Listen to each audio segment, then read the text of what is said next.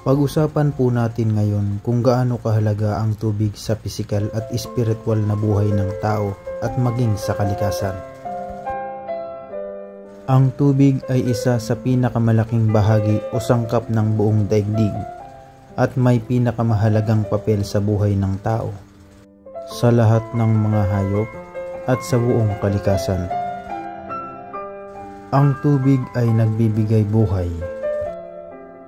Sabi nga nila, kaya mong mabuhay ng ilang linggong walang kain, pero di mo kayang mabuhay ng ilang linggong walang tubig.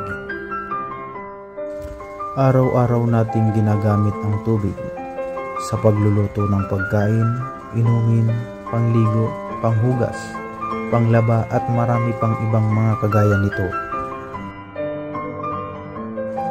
Ang tubig ay kayang gumamot ng karamdaman at kayang pumigil na magkaroon ng karamdaman ang tao. Tama po kayo sa inyong narinig. Maging ang mga eksperto ay nakapagsabi po nito.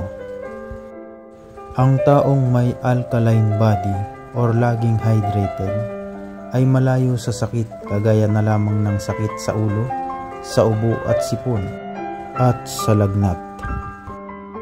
Sa pag-inom ng maraming tubig ay maaari kang gumaling sa mga sakit na ito. Ito po ang tinatawag na water therapy.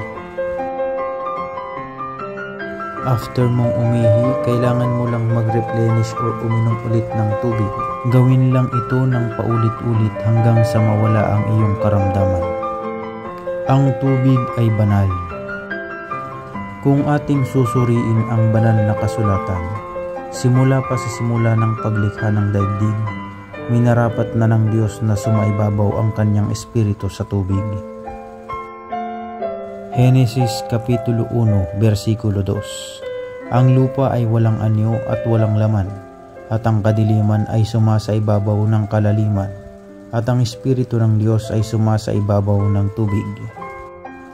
Sa tubig din binautismuhan si Kristo na siyang sinusunod ngayon ng mga nagbabautismo. Tubig din ang gamit ng mga kaparian sa pag-bless at sa pagpapalayas ng mga demonyo. Halos lahat ng spiritual and divine healer, gumagamit sila ng tubig sa pagpapagaling ng karamdaman.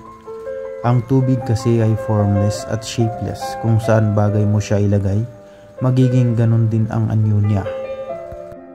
Kaya sa mga pasyenteng nagagamot ang kanilang spiritual na karamdaman sa pamamagitan natin, kailangan nilang manalangin araw-araw sa Diyos ng buong puso, buong kaluluwa, at buong espiritu. Ninanamnam ang bawat sandali ng kanilang pananalangin. At pagkatapos ng panalangin ay dapat silang uminom ng tubig. Dahil sa pag-inom ng tubig na yun, kasama nilang umiinom ang kanilang mga espiritu at kaluluwa upang sila ay hindi balikan ng kanilang karamdaman kailanman. Ingatan at pangalagaan natin ang likas na yaman ng tubig. Ito ang hiwaga at kapangyarihan ng tubig. Amen. Alleluia. Shalom.